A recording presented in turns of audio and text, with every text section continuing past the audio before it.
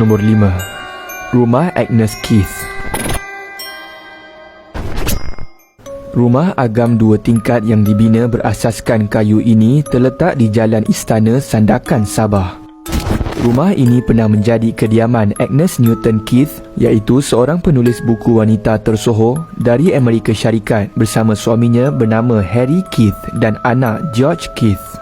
Agnes Newton Keith adalah graduan University of California tahun 1924 dan merupakan seorang wartawan. Sejak remaja lagi, Agnes cenderung dalam bidang penulisan terutamanya tentang cerita fiksyen. Pada tahun 1934, Agnes mengahwini Harry Keith, iaitu seorang pegawai British yang bertugas sebagai pegawai konservasi hutan di Sandakan. Mereka kemudian mendiami rumah agam ini yang berada di atas bukit. Di rumah inilah Agnes menghasilkan beberapa buah buku, antaranya Land Below the Wind. Dan Agnes menjadi inspirasi kepada gelaran negeri Sabah, iaitu Bumi di Bawah Bayu, yang masih digunakan sehingga kini.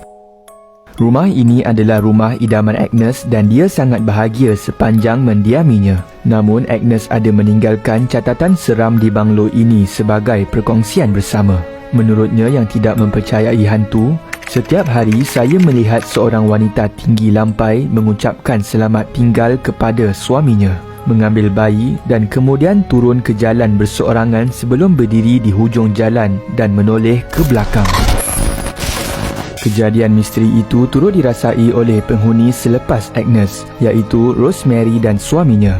Menurutnya, mereka mendengar pintu terbuka dan tertutup di awal pagi, mendengar derapan tapak kaki berjalan menuju ke biliknya, dan apabila membuka mata, dia ternampak lembaga seorang wanita berdiri di hujung katil. Penampakan wanita yang sedang berdiri di tangga sering diceritakan oleh 26 individu lain selepas Agnes. Itulah antara kisah-kisah seram yang telah diceritakan oleh penghuni di rumah tersebut. Kini rumah agam Agnes Keith boleh dilawati bagi melihat sejarah tinggalan zaman sebelum merdeka dahulu, terletak di Sandakan, Sabah.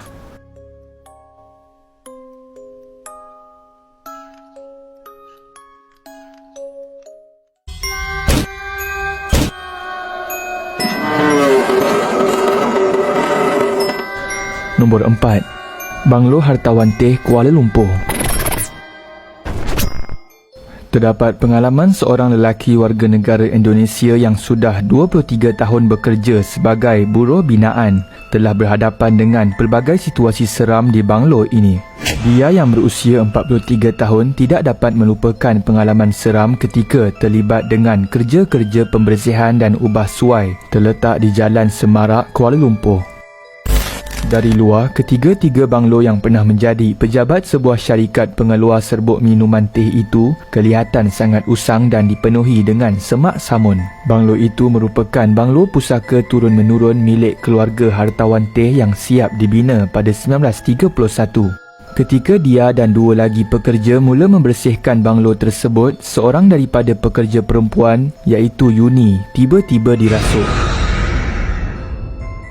Setelah itu, rakannya bernama Kastolan pula menjadi mangsa makhluk halus apabila dia jatuh dari ketinggian 3 meter sewaktu sedang membuka atap zinc di rumah. Seperti ada sesuatu yang menolaknya sehingga jatuh. Selain itu, Kastolan juga pernah mandi di tandas banglo itu sewaktu masa hampir maghrib. Ketika sedang mandi, dia terlihat terlibat seperti seorang wanita berambut panjang berdiri kaku di depan pintu tandas tersebut. Wanita yang berdiri di depannya berpaling memandang tepat ke mata Kastolan sambil senyum menyeringai. Kemudian Kastolan kaku dan wajahnya terus pucat ketika itu. Itulah antara kisah seram di Banglo Hartawan Teh, Kuala Lumpur yang diceritakan di artikel M-Star.